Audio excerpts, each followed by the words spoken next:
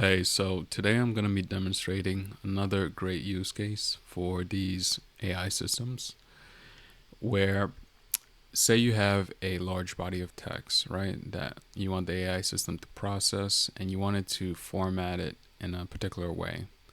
Well, you could use these systems for that. It's pretty great at doing that. And what I'm going to be doing is I'm going to be getting all the transcripts for these 12 YouTube videos on Baldur's Gate 3 guides. And I'm going to have the AI compile all those 12 transcripts into a single comprehensive guide. So I don't have to go back and forth with these videos, because in the past, I will go through each video and go through the different sections to figure out exactly what I want. And that was a bit tedious. So I figured there could be a faster way to do this. I just came up with this idea today for this particular use case, so the process could be more efficient. I just have to think through it. You could also think through it as well. But yeah, I'm going to show you the steps to get this done. So we're going to need a couple of things. We're going to need to get the transcript themselves, right? So in order to do that, there is this Chrome extension called YouTube Summary with ChatGPT and Claude. Once you have it installed, you're going to see this bar section right here. And you just open up the drop down and you could copy the transcript. So that is awesome. And then what we're going to use to do this processing is Google's Gemini and AI Studio.google.com. So we're going to be using the Gemini 1.5 model. It's the most up to date, so it should be the best. I haven't really tested this. Again, this whole use case, I came up with the idea this morning. So there's a lot of things that I would have to kind of test out to see what's the best result. But yeah, we're going to be using that. And the reason we're using Gemini in particular, it has a 2 million context window. And just to put that into perspective, that's about 1,500,000 words. And also for novels, that's about 15 or 16 average length novels. So all in all, it's a lot of text that's able to process and just give you pretty accurate results compared to the other language models. So that is that. And within this studio, there's a section to enter a system instructions. Now this is going to be super important, so you could just save time on how you want the system to respond. So to get this system instruction, I started to generate a prompt. I created this prompt for it. All right.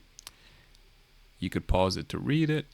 And I'm using Anthropic's console, which allows you to improve existing prompts. So when you first run it, when you go to the console.anthropic.com, you go to this page, you click generate a prompt. It's going to bring up this window and you enter your prompt, and for you it's going to probably say generate prompt, but since I already generated, it just says view prompt. And this is what it gives you. All right. Pretty cool. It gives you a lot more like detailed prompt to get you better results. That's to be debated if it's actually better, but you could test it out yourself.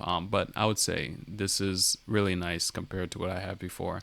After that, I just did a few modifications to the original improved prompt, where you see I have a section to how I want the system to output its results. You know, it was giving me these the structure and like using curly brackets, and that's not the most readable, so I just kind of improved that section to be listed as such. We have like Act 1, and then the permabuff subcategory, and then just the tip for the first tip and the details and so on for that particular thing.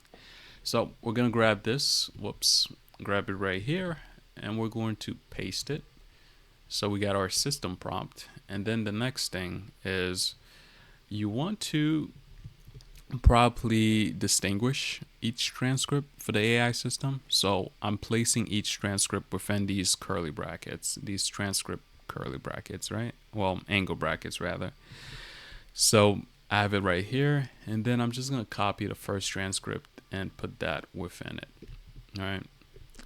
Cool. If you have Windows, you click Windows and V to just bring up this clipboard section. You might have to enable this in the settings, but yeah, it makes it very convenient to just be able to reference your previous copied items in the clipboard. So that is the first transcript. Now we're gonna load in the second one, and there's about 12 YouTube videos that's here, but we're not gonna do all of them. Just to make this brief, we're just gonna do the first four. Give me a few. Just add this right here,